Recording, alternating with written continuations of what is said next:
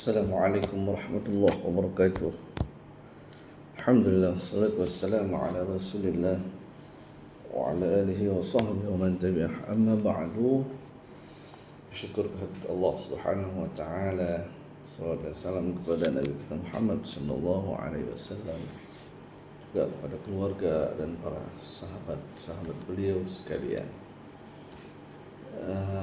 Baiklah, pada siang hari ini, hari Jumat, hari yang penuh berkah, kita melihat dan mendeskripsikan, memaparkan sebuah hikmah, yaitu ada orang yang beranggapan bahwa saat uang haram itu dianggap sebagai rezeki dan digunakan untuk ibadah. Inilah yang akan kita bahas pada hari yang sangat berbahagia ini, tentang ada uang haram, kemudian uang haram itu dianggap sebagai rezeki, kemudian digunakan untuk ibadah. Kehidupan modern yang semakin materialistis, banyak orang menyamakan semua bentuk harta sebagai rezeki tanpa mempedulikannya cara memperolehnya bagaimana, uang hasil korupsi kah, uang hasil dari penipuan, suap, atau bentuk kezaliman lainnya, sehingga dianggap sebagai berkah dari hasil-hasil yang diperoleh tersebut, bahkan digunakan untuk beribadah, untuk bersedekah, dan juga untuk ibadah. Padahal dalam Islam, menurut ajaran Islam, harta yang diperoleh dari cara haram tidak hanya bisa berdosa, tidak diberi pahala, ya, dan juga kalaupun dia gunakan untuk beribadah, itu tidak diberi pahalakan ibadah yang dia lakukan dengan menggunakan harta haram tersebut, tetapi justru bisa mendatangkan dosa. Fenomena ini menunjukkan adanya kekeliruan dalam memahami hakikat daripada rezeki tersebut. Islam mengajarkan bahwa Allah Subhanahu wa ta'ala telah menjamin rezeki setiap makhluk, setiap hambanya yang ada di permukaan bumi ini. Itu jelas ditegaskan oleh Allah dalam Al-Quran. A'udzubillahi minasyaitonir rajim. Wa ma min dabbatin fil ardi illa 'ala Allahi rizquha wa ya'lamu mustaqarraha wa mustawda'aha. Kullun fi kitabim mubin. Artinya tidak satu pun hewan yang bergerak di atas bumi melainkan dijamin rezekinya oleh Allah Subhanahu wa ta'ala. Dia mengetahui tempat kediamannya dan tempat penyimpanannya. Semua itu sudah tertulis dalam kitab yang nyata, yaitu Lauhul Mahfuz. Itu dijelaskan oleh Allah Subhanahu wa ta'ala dalam surah Hud ayat 6. Kemudian kalau kita lihat penafsiran oleh yang ditafsirkan oleh Syekh Wahab Az-Zuhaili, ayat ini menunjukkan bahwa Allah Subhanahu wa ta'ala menjamin rezeki bagi seluruh makhluk, merupakan tanggung jawab daripada Allah Subhanahu wa ta'ala. Namun rezeki itu disediakan bagi makhluk yang mau bergerak atau bekerja untuk meraihnya. Itu dijelaskan dalam tafsir beliau, yaitu tafsir Al-Munir jilid 12 halaman yang ke-20.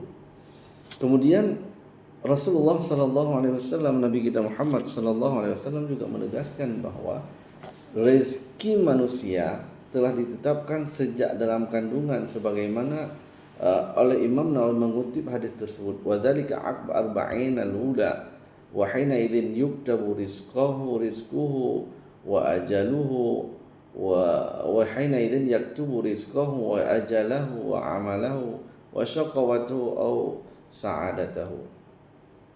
Artinya, dan itu terjadi setelah 40 penetapan tersebut terjadi setelah 40 hari pertama. Pada saat itu malaikat menulis rezekinya, menulis ajalnya, menulis amalnya dan celaka atau beruntungnya. Itu dijelaskan oleh beliau dalam kitab Minhaj Syarah Sahih Muslim jilid yang ke 16 halaman 100 90. Artinya apa? Siapapun yang mau bekerja itu akan mendapatkan rezeki besar maupun kecil. Hal ini penting disadari, termasuk oleh para pejabat publik yang sudah memiliki penghasilan tetap sehingga tidak perlu menambahkan harta dengan cara yang haram. Namun demikian, tidak semua rezeki bernilai sama. Bagi seseorang muslim, rezeki dipastikan kehalalannya, baik dari segi zat maupun dari cara memperolehnya. Islam tidak hanya mendorong umatnya untuk bekerja, tetapi juga menekankan pentingnya mencari nafkah yang halal. Sebagaimana Allah berfirman dalam surah Al-Mulk ayat 15, A'udzubillahi minasyaitonirrajim. Huwallazi ja'ala lakumul arda dhalulan famshu fi manakibiha wa kulu min rizqihi wa ilaihin nusyur. Dialah Allah yang telah menjadikan bumi untuk kamu dalam keadaan mudah dimanfaatkan, maka jelajahilah segala penjurunya dan makanlah sebahagian dari rezekinya. Hanya kepadanya lah kamu kembali setelah dibangkitkan nantinya. Oleh Ibnu Katsir dalam tafsirnya menjelaskan, ayat ini sebagai anjuran untuk berusaha mencari makanan halal meskipun harus kita menjelajah ke tempat-tempat yang jauh. Sebaiknya Islam juga memberikan peringatan keras terhadap pencarian rezeki dengan cara yang haram. Oleh Imam Al-Baghawi dalam tafsirnya pada menafsirkan surah As-Saffat ayat 24 mengutip sabda Nabi Muhammad sallallahu alaihi wasallam, la tazulu qadama bani adam yaumal qiyamah hatta yus'ala an arba'ati asya, an shababihi fima ibtala wa an umurihi fima afna wa an malihi min aina iktasaba wa fima anfaqa wa an ilmihi madza amila bihi. Artinya, dua telapak kaki anak Adam tidak bisa bergeser pada hari kiamat hingga dia ditanyakan tentang 4 hal, yaitu tentang masa mudanya, untuk apa saja ia lalui masa muda tersebut. Kemudian tentang umurnya, untuk apa saja ia habiskan umur tersebut. Kemudian tentang hartanya, dari mana diperoleh dan dibelanjakan kemana harta tersebut. Serta ilmunya juga dipertanyakan oleh Allah Subhanahu wa taala, apa yang telah dia perbuat dengan ilmu yang sudah dia dapatkan. Itu dijelaskan dalam tafsir Al-Baghawi jilid 14 halaman 29. Harta, ada harta halal dan ada harta haram.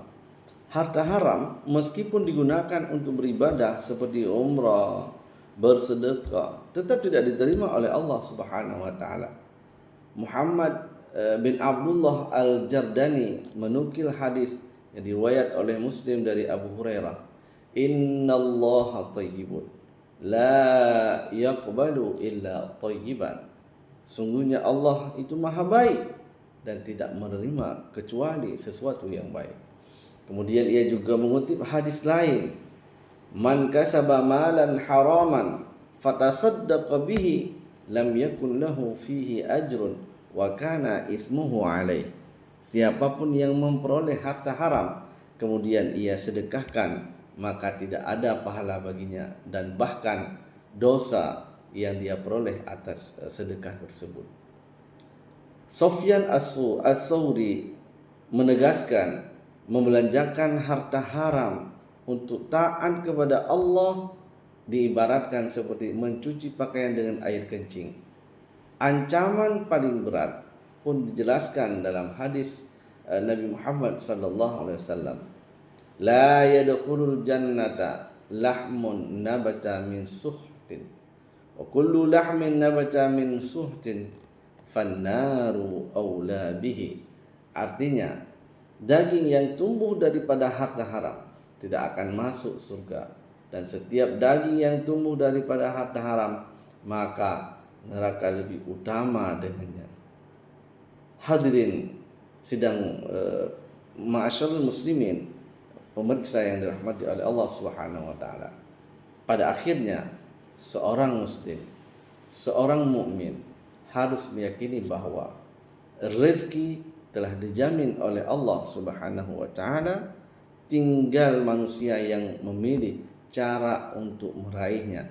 Apakah dengan cara jalan yang halal yang diridai oleh Allah Subhanahu wa taala, ataupun dengan jalan yang haram yang berujung kepada murka daripada Allah. Sebab setiap rezeki akan dipertanggungjawabkan, akan dipersoalkan, bukan hanya nilainya, tetapi juga asal usulnya, dari mana rezeki itu diperoleh, kemudian kemana rezeki itu dinafkahkan dan disalurkan. Demikian yang dapat saya sampaikan kalam hikmah pada hari yang sangat berbahagia ini. Semoga dapat bermanfaat bagi kita semua. Saya akhiri, wallahul muwaffiq ila aqwamit thariq. Assalamualaikum warahmatullahi wabarakatuh.